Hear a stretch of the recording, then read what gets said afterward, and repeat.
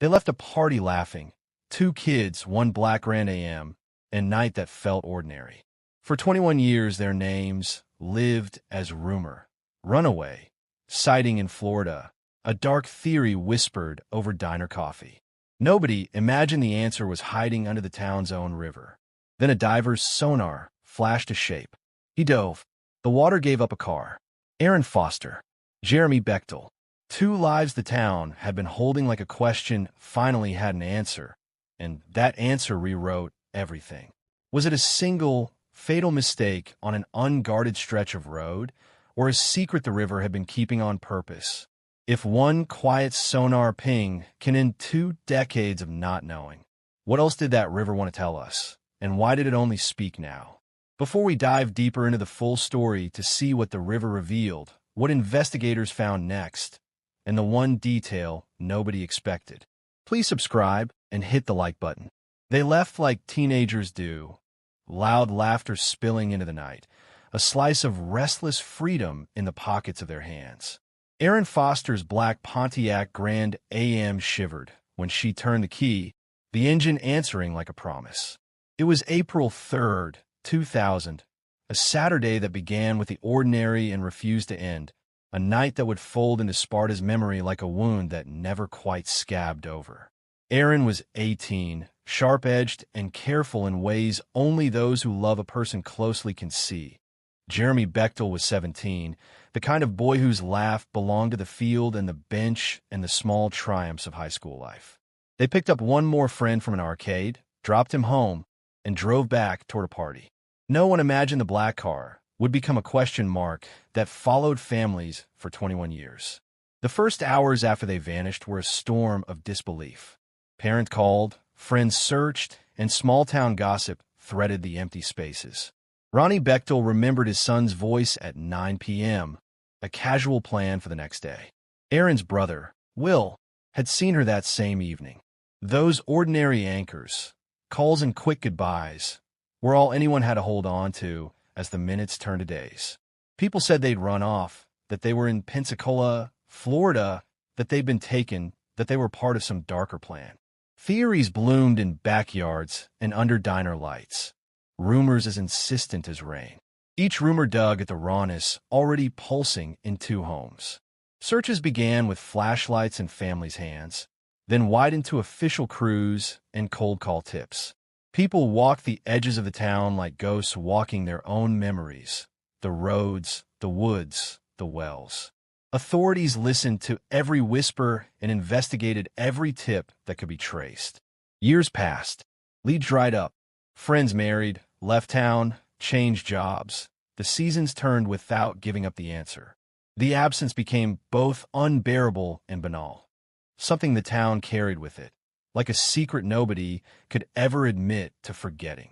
Small towns have a peculiar devotion to their own history. They repeat names and stories as a kind of prayer. Erin and Jeremy's names were repeated in that cadence, in church pews, in grocery store lines, and left behind birthday cards.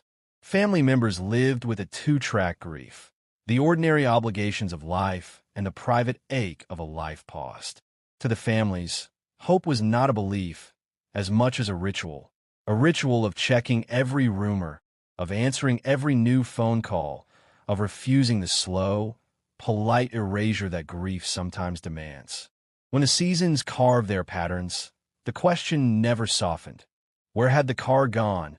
And with it, the bright lives inside. Investigators ran down every thread they could pull. There were searches in nearby lakes, dives in wells, and expeditions to the places teenagers sometimes run to and sometimes get lost in. Police pursued rumors of sightings and of Erin traveling to Florida. Teams checked the leads in Pensacola more than once in the mid-2000s. None of it led to them. For 2 decades, the story sat like a bruise on the community. You could point at the place it lived and the history around it, but you could not press it open without pain. And then, 2 decades after the engine last turned over, in a quiet, methodical way that belied its consequence, the answer arrived from the bottom of a river. Jeremy Sides, a scuba diving investigator who had built a reputation finding things others had given up on, was searching with sonar and the tenacity of someone who believed a river might keep secrets but also keep evidence. On November 30th, 2021, he mapped a shape 13 feet beneath the surface of the Calf-Killer River, somewhere not far from a stretch of Highway 84. He left, came back, and on December 1st he dove. He found a car, its shadow a punctuation mark under the water skin. The license plate matched Erin's. He surfaced, called the sheriff, and the small town that had been holding its breath for 21 years finally exhaled in stunned, painful gasps. The discovery was cinematic in ways a script could not have invented. Sonar screens lighting up like constellations of the lost, a dive suit breaking the river's mirror, and the slow, solemn work of pulling a vehicle from a liquid grave. The car's make and model fit Erin's Pontiac Grand Am. Investigators would later confirm, through forensic identification, that the remains inside were Erin and Jeremy. For families, there was a relief that came with recognition, a terrible, necessary knowing that the missing had not been living a life elsewhere, and an equal, unassuaged horror. The same hands that had once packed lunches and signed permission slips were now folding in on themselves, trying to shape grief into something that could be carried. When bodies or evidence are recovered after such long absences, the town experiences a strange double exposure.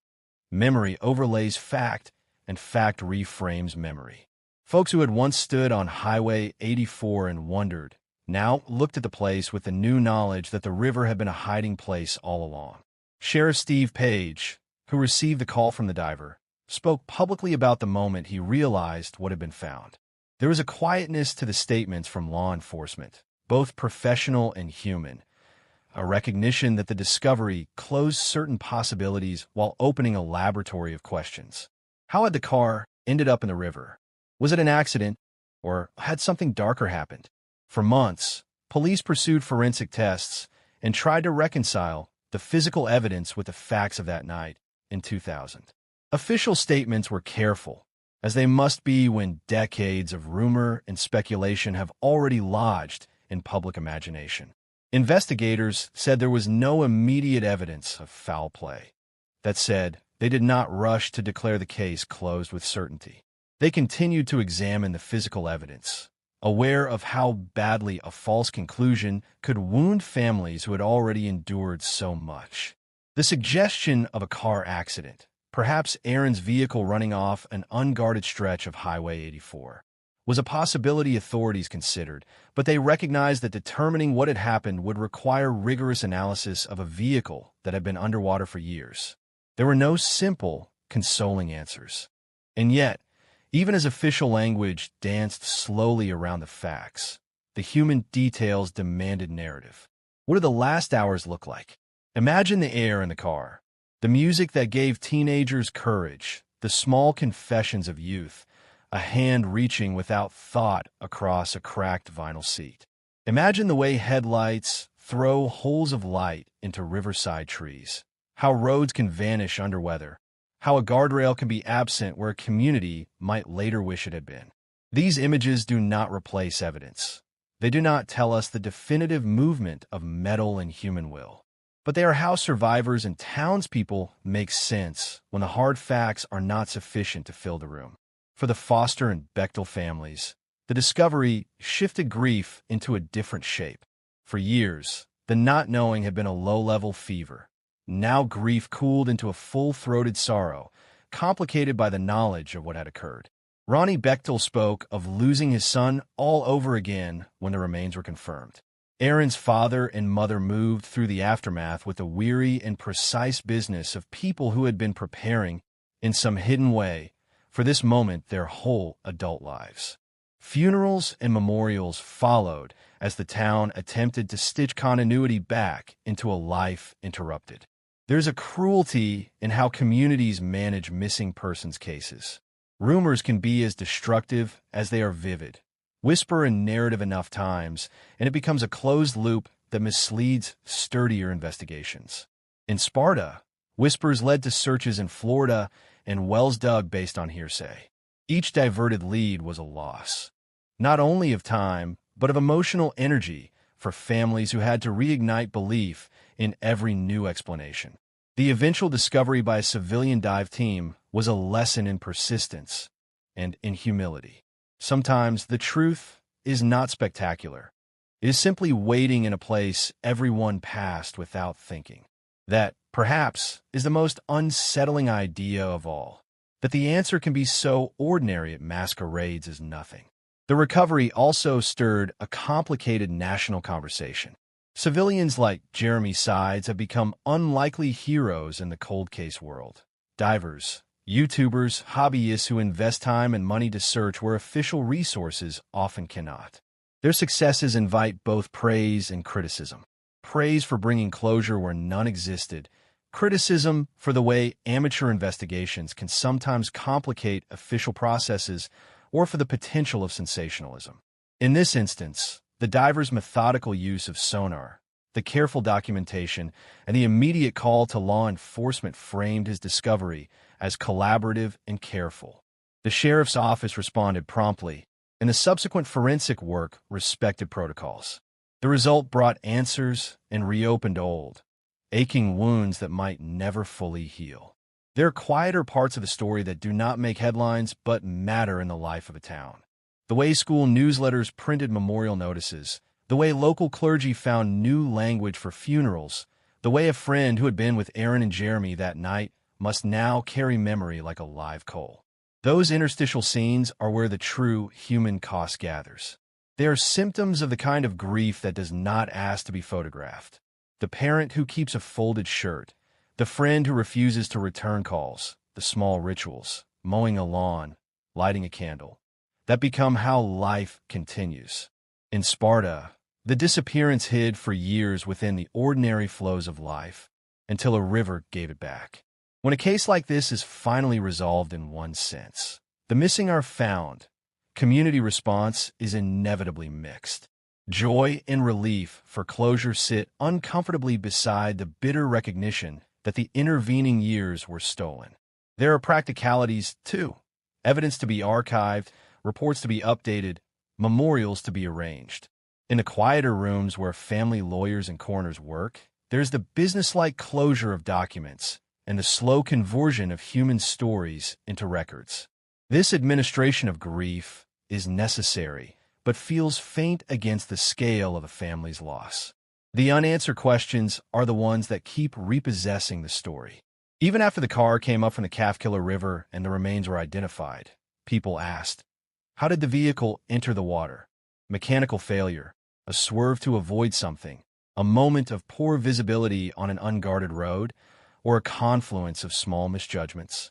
The police leaned toward an accident as plausible, given their forensic observations, but cautioned that the inquiry remained open until every lead and detail was examined. That careful restraint is both professional prudence and a tacit acknowledgement that human stories resist tidy conclusions. There's also a moral about small-town responsibility. Roads change, safety measures are updated, guardrails are installed where once there was nothing. Sometimes tragedies like this prompt those physical alterations, and the community, in turn, learns a hard lesson about infrastructure and prevention. It is a small consolation to those who remain, but it is something, the idea that the names of Erin and Jeremy might live on in a strip of guardrail that keeps another car from echoing their final route. And yet the deepest part of the story is the stubborn, quotidian humanity of it. Erin, with her small, precise kindnesses, and Jeremy, with a boyish impulse toward care and camaraderie, were more than headlines. They had teachers' favorite songs, a favorite pizza, a nickname, a joke only their circle understood. Those particulars are the legacy of a life, not the abstraction of a case. For the families who mourn them, the way their children loved and were loved remains their most durable memory.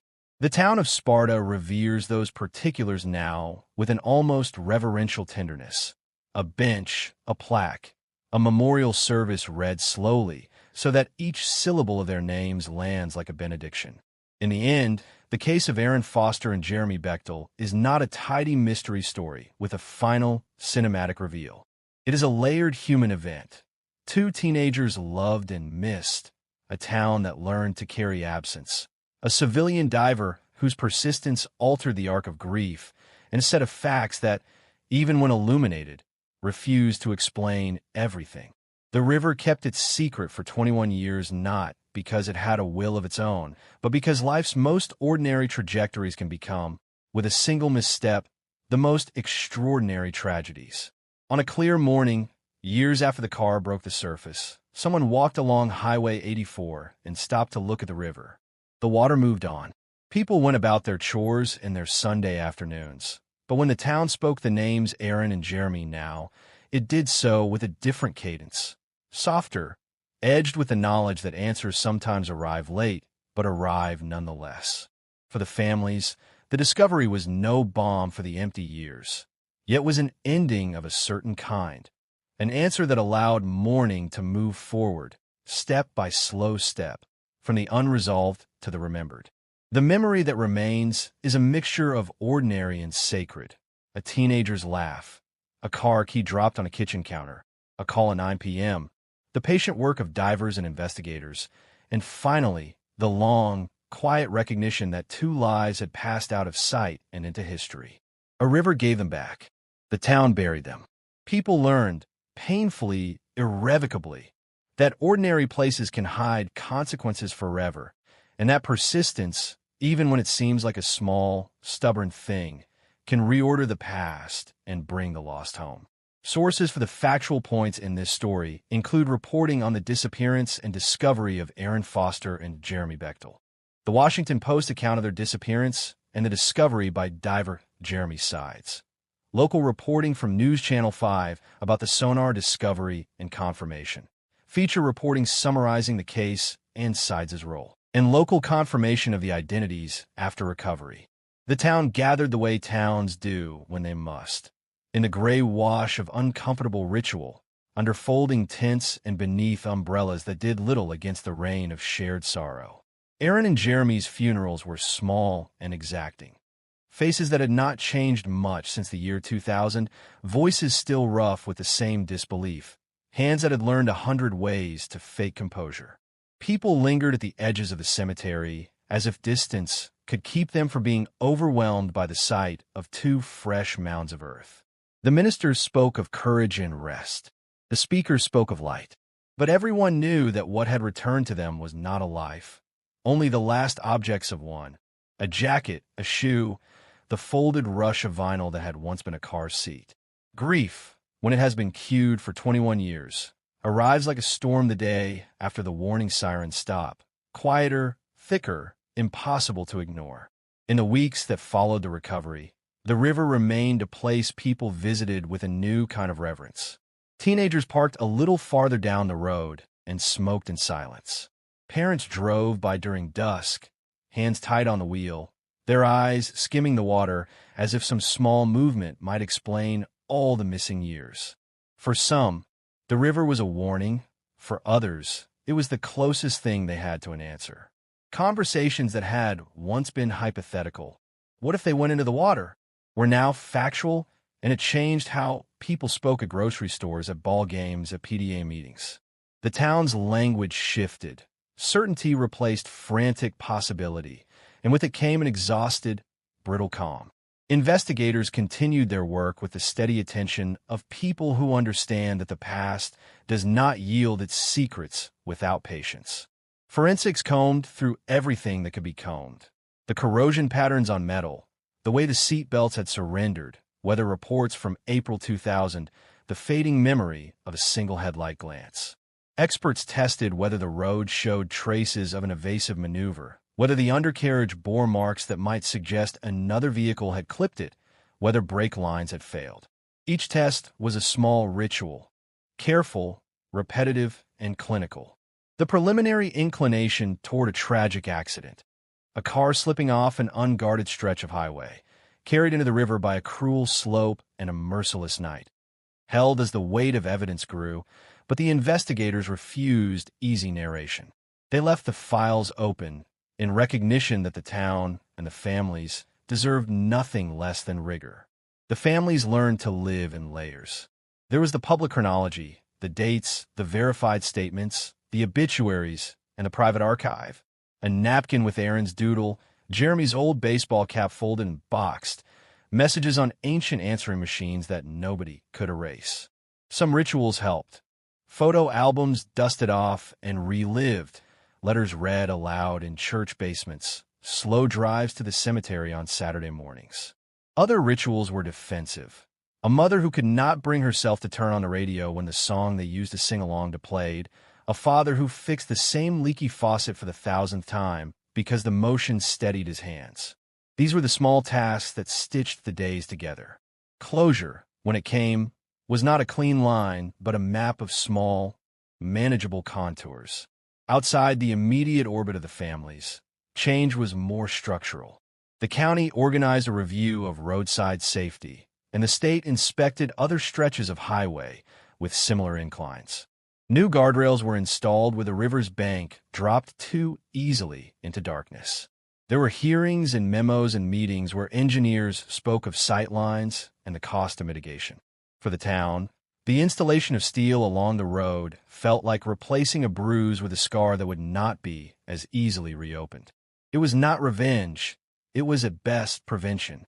People told themselves that if a guardrail saved a single life a decade from now, then something of Erin and Jeremy had been preserved.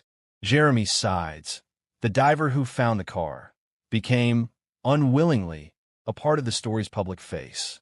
He gave interviews carefully, always steering attention back to the families and away from himself. For him, the discovery was a mixture of relief and a hollow ache. Satisfaction that the search had not been in vain. Sorrow for the lives irretrievably lost. He visited the site once, at dusk, standing alone with a thermos in his hands, watching the water move as if it could tell him why. His work continued, of course. Other families still asked, and he had learned how to listen. But in the margins of his days there lived a memory of a cold river and the precise way the sonar had first lit up like a star. The town's children grew up with the story as a somber lesson. In high school classes, teachers slipped in reminders about driving in bad weather and the fragility of decisions made in a hurry. Some teenagers, who had been kids when Erin and Jeremy disappeared, channeled the feeling into something practical. A scholarship fund, a memorial bench by the high school, a safety campaign on social media. They spoke of responsibility without judgment, aware that youth is always a risky thing and that the world will never treat mistakes lightly enough. And still there were questions that would not die. There were glimpses of possibility. An old witness who suddenly remembered a truck passing, a neighbor recollecting a light on the shoulder of the road, that investigators chased with professional care.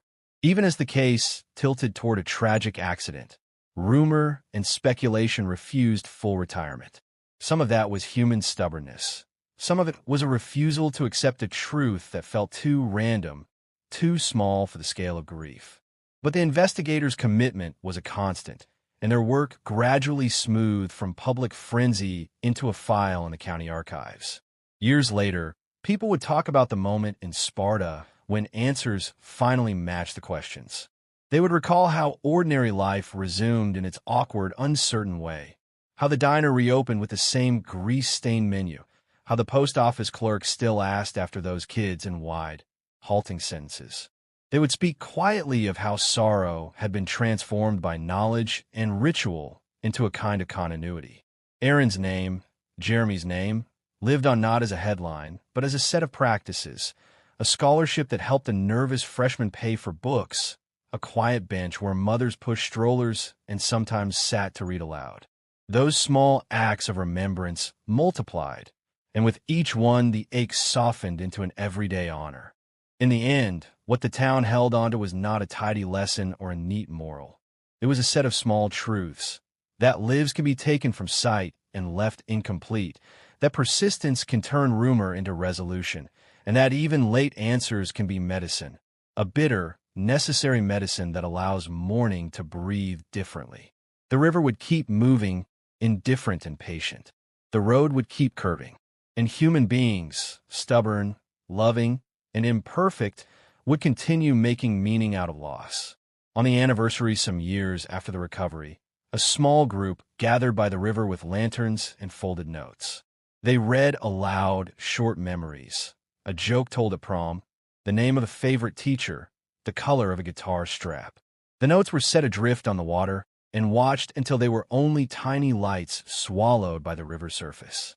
It was a private ceremony that stitched the days together, a way of proving to themselves that the lives of Erin and Jeremy had been more than a set of facts, more than an entry in an investigator's log. They had been real, messy, luminous, and gone. The town put names to the wind and let the river take the rest.